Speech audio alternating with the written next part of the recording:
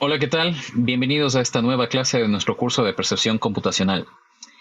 En esta clase vamos a estudiar un algoritmo necesario e importante para el entrenamiento de redes neuronales artificiales, de casi todo tipo de red neuronal, y este algoritmo se llama retropropagación del error, o Backpropagation Algorithm, como se lo conoce en inglés. El nombre completo sería Error Backpropagation.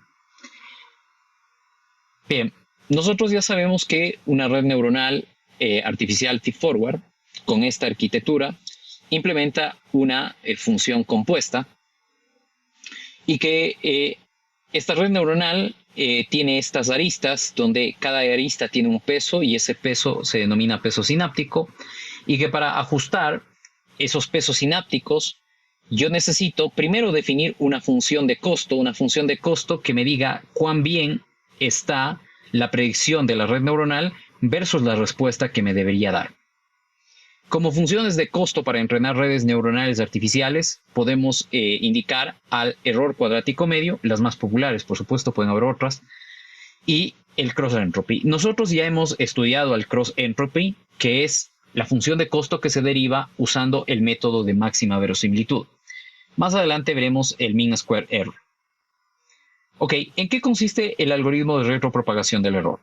El algoritmo de retropropagación del error no es otra cosa más que la aplicación de la regla de la cadena del cálculo diferencial para calcular el gradiente de esta función de costo con respecto a cada uno de los pesos de la red neuronal. ¿Ok? Evidentemente aquí hay muchos más pesos que en el caso del clasificador softmax, y por supuesto muchos más pesos que en el caso de la regresión logística. Ok, ¿cómo funciona esto? Nosotros necesitamos calcular la derivada parcial de la función de costo con respecto a cada uno de los pesos de la red neuronal. Esto sería el gradiente de la función de costo con respecto a cada uno de los pesos de la red neuronal. Esto se puede calcular como la derivada parcial de la función de costo con respecto de las funciones de activación y luego la derivada de las funciones de activación con respecto a los pesos. Esto, en realidad, la aplicación de la regla de la cadena involucra calcular más derivadas parciales. Pero con esto se ilustra el concepto de la regla de la cadena y en qué consiste el algoritmo de retropropagación del error. Es simplemente aplicar la regla de la cadena para calcular los gradientes de la función de costo con respecto a cada uno de los pesos de la red neuronal. ¿Ok? Y ya sabemos que F en nuestro caso son la función de activación, que puede ser tangente hiperbólica, losig, rel, el, usoplas, purelin. Purelin es la función lineal. ¿Ok? ¿Quién propuso este algoritmo para el caso de redes neuronales? Lo propusieron dos personas que trabajaron independientemente. Por un lado, Yann LeCun propuso esto en 1985 como parte del desarrollo de su tesis de doctorado.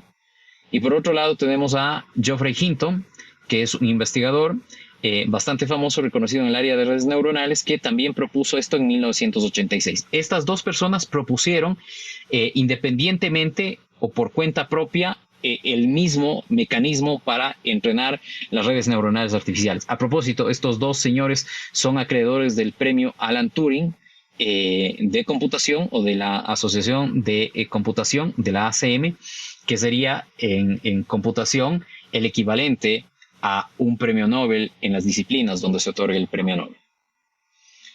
Yann LeCun es el director del Laboratorio de Investigación en Inteligencia Artificial de Facebook, a propósito, y este profesor, Geoffrey Hinton, es un profesor emérito de la Universidad de Toronto en Canadá.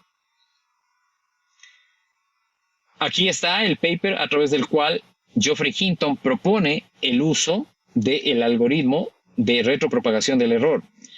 Y dije propone el uso, no propone el algoritmo, porque en realidad este truco de usar la regla de la cadena para resolver problemas de optimización se usaba en otras disciplinas. Pero a nadie se le ocurrió aplicar este concepto para ajustar los pesos de redes neuronales artificiales, excepto a estos dos señores que fueron los primeros. Aquí está, como les decía, el paper donde Geoffrey Hinton, junto a otros dos colegas, propone el algoritmo de retropropagación del error que le llama backpropagation o backpropagating errors. ¿Ok? El algoritmo de retropropagación del error. ¿Por qué no puse, bueno, de hecho no puse la parte donde este señor propone el algoritmo de retropropagación del error? Porque en este caso él es un francés que ahora radica en Estados Unidos y su tesis doctoral está en francés. ¿Okay? Así que él lo propuso en francés. Bien. Si ustedes quieren, lo pueden leer. De hecho, pueden acceder al paper, lo tienen el título. No lo vamos a hacer, simplemente les muestro como curiosidad el tema. ¿En qué consiste el algoritmo de retropropagación del error para el cálculo del gradiente de una red neuronal artificial feedforward? Vamos a asumir que tenemos una red neuronal donde la entrada se denota como S, los pesos que conectan la entrada con la primera capa oculta lo denotamos con A. Esto es tomado de un curso de internet, ¿sí? Así que por eso el cambio de notación. Este X son las salidas que nos dan las neuronas de la primera capa oculta, y aquí están los pesos con B que conectan la capa oculta con la capa de salida. Y E sombrero es la salida que nos da esta red neuronal. Y E sombrero es la función de activación, ¿sí? Multiplicado por teta. Aquí tenemos, digamos, los cálculos que hace la red neuronal, ¿no? X lo obtenemos como la función de activación del producto entre S y A. Teta es el producto entre X y B.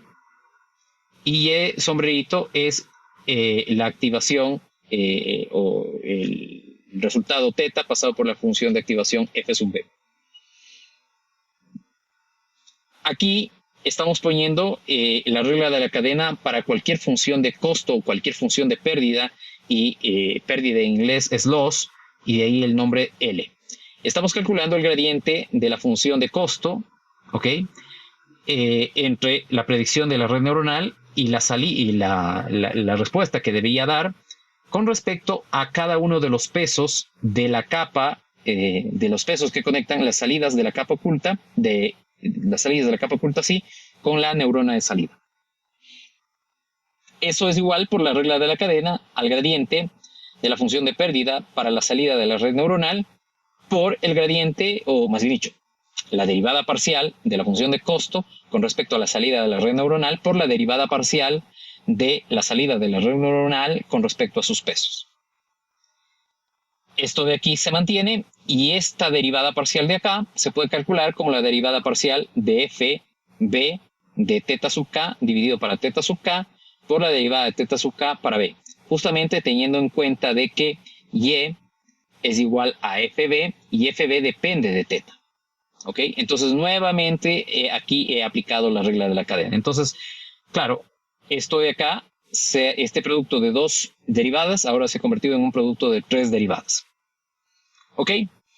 Pero ahora nosotros nos podemos dar cuenta que la derivada de teta con respecto a B, ¿ok?, es X. Entonces justamente reemplazamos ese resultado y lo que nos queda es esto de aquí. Vamos a llamar nosotros como delta B a la derivada parcial de la función de costo con respecto a la salida de la red neuronal por la derivada de F sub B de teta K con respecto a teta K. Ya van a darse cuenta por qué es necesario este tema. Bueno, esto primero nos simplifica la notación, pero ya vamos a darnos cuenta por qué es importante calcular estos deltas. O definir estos deltas. Ok, con eso hemos cubierto o tenemos el gradiente de la función de costo de la red neuronal con respecto a estos pesos de esta capa. Ahora necesitamos calcular el gradiente de la función de costo con respecto a los pesos de esta capa. Eso es lo que vamos a hacer acá. Nuevamente tenemos que el gradiente de la función de costo con respecto a los pesos A es delta B por la derivada parcial de teta con respecto a A. ¿Ok?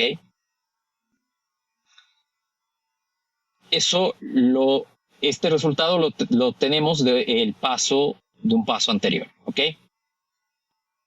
Bien. Ahora, la derivada de teta con respecto a ¿ok? Teta depende de X.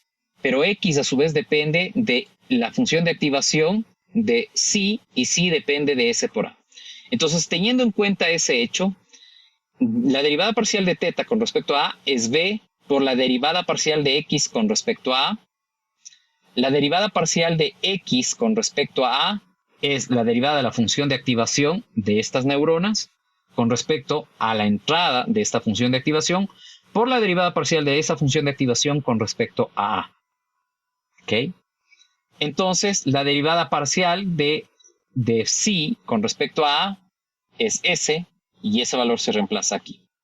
¿Ok? Entonces, noten cómo el delta se va acarreando en este resultado. Ahora, nosotros podemos definir a delta A como B por delta B por esta derivada. Entonces, en función de eso, tenemos que la función, el gradiente de la función de costo con respecto a los pesos A es delta A por S. Entonces, podemos encontrar una similitud.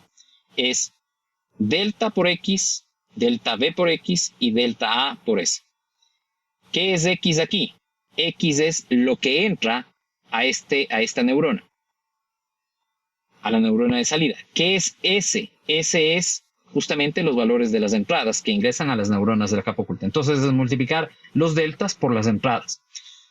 Este hecho de comprimir todos los cálculos a este producto de delta por las entradas, donde los deltas para las capas se calculan de esta manera, esa es, digamos, el aporte o la genialidad que tuvieron estos dos señores a la hora de proponer el algoritmo de retropropagación del error, o en eso consiste el algoritmo de retropropagación del error.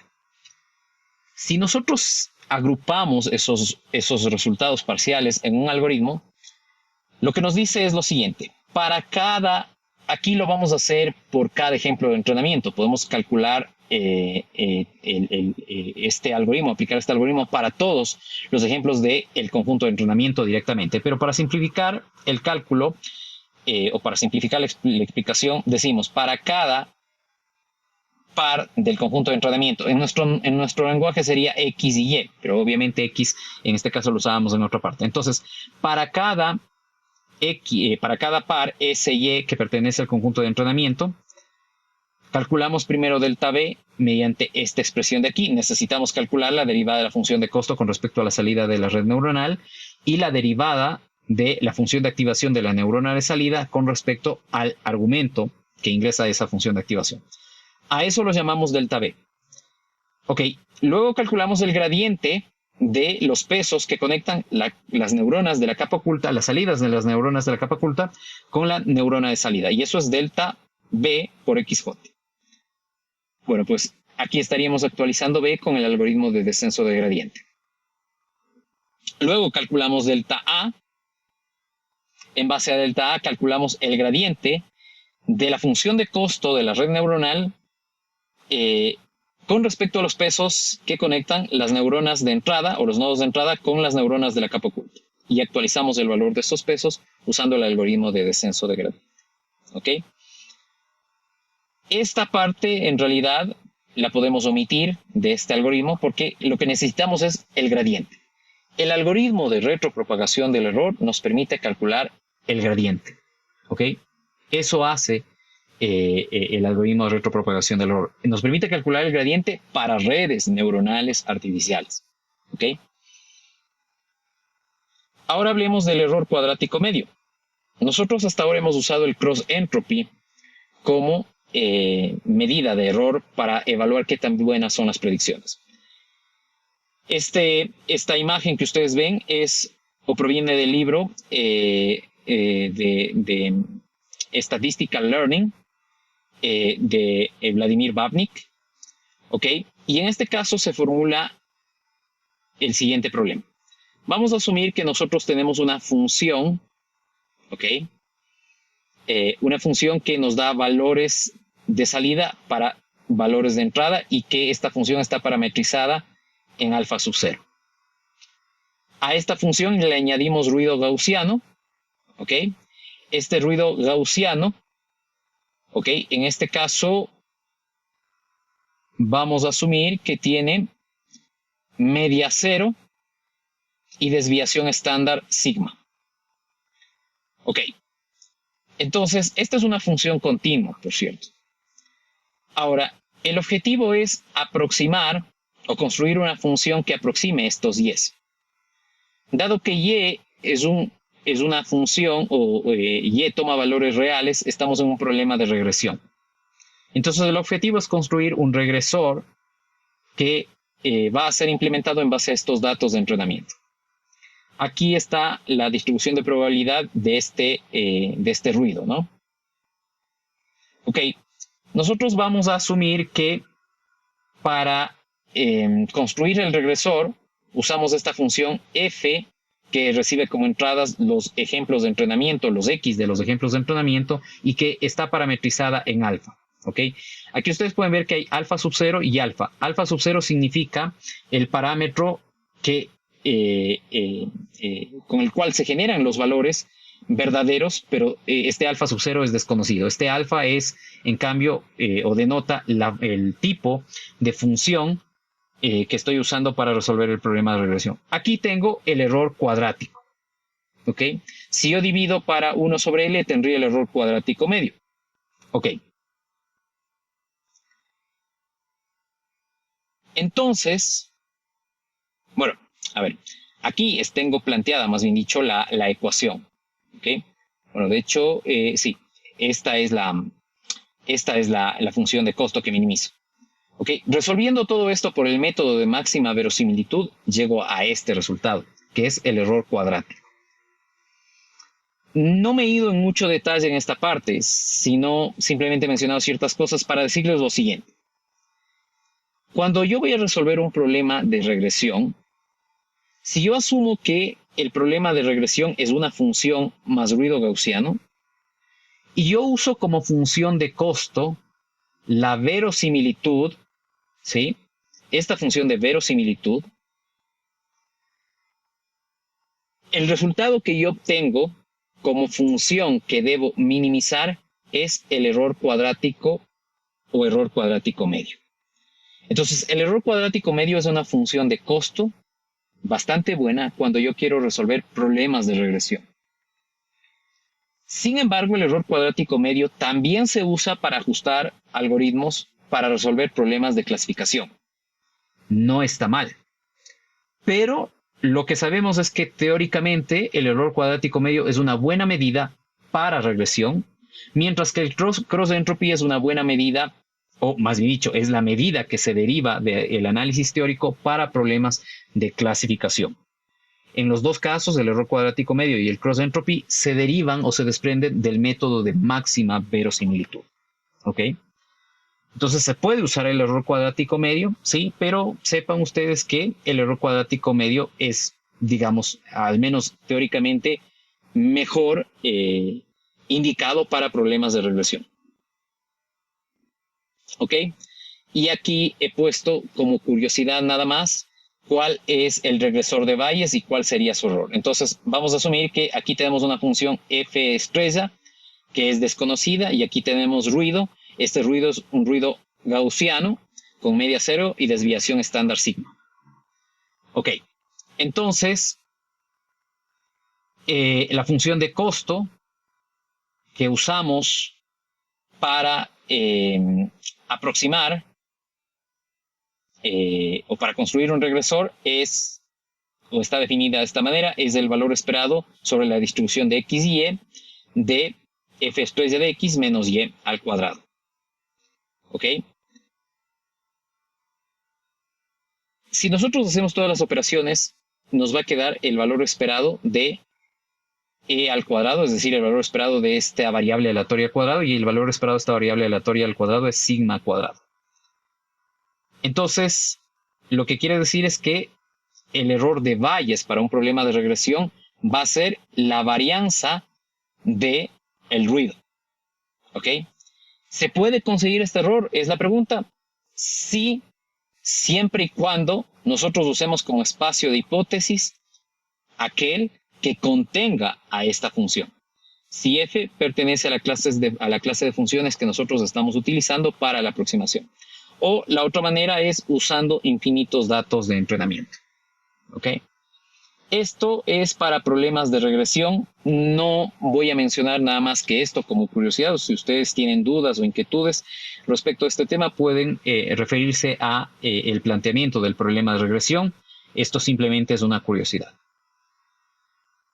Entonces, todo esto era para mencionar de dónde sale el error cuadrático medio, dado que nosotros anteriormente sí derivamos o sí hicimos todo el procedimiento necesario para derivar el cross entropy, que es la función típica para entrenar redes neuronales, sobre todo para resolver problemas de clasificación. Y hemos dicho que también se puede usar el error cuadrático medio. Sin embargo, no es muy conveniente usar el error cuadrático medio para clasificación por la siguiente razón. ¿Ok? Entonces vamos a hacer una breve comparación entre el error cuadrático medio y el cross entropy. Ok, entonces vamos a asumir lo siguiente. Vamos a asumir que la red neuronal nos da una predicción de probabilidad de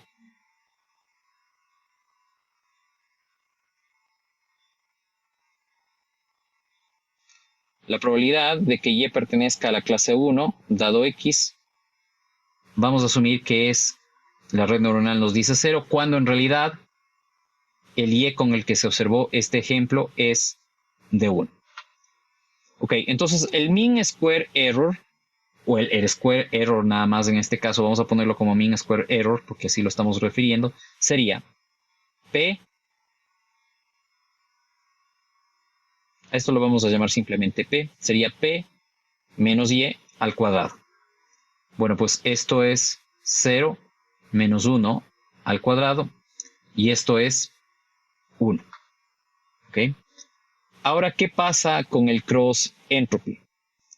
El cross entropy es igual a Y por P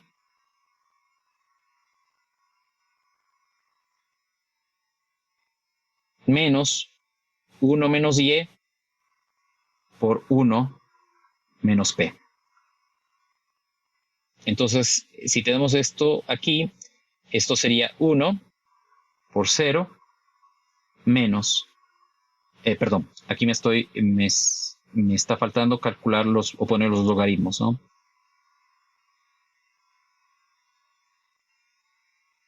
Para el cross entropy.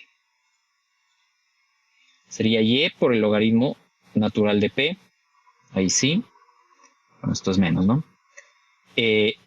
1 menos Y por el logaritmo natural de 1 menos P, ahí sí. Entonces esto es menos 1 por el logaritmo natural de 0 menos 1 menos 1 por el logaritmo de 1 menos 0. Esto es igual a menos 1. Esto sería menos infinito. Esto es menos 0 por 0. Esto en definitiva es o tiende a infinito, para no decir es igual a infinito.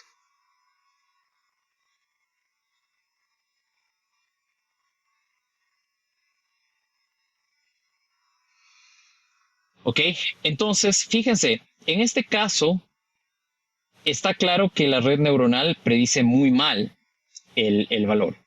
Me da un valor de probabilidad condicional de 0 para un ejemplo de entrenamiento que apareció con la etiqueta Y igual a 1. ¿Ok? Entonces vamos a asumir que tenemos el ejemplo de entrenamiento que es X,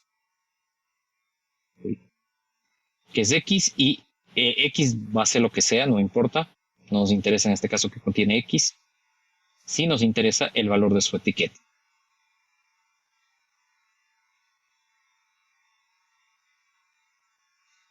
Ok, entonces el mean square error para esta predicción errónea de la red neuronal es 1.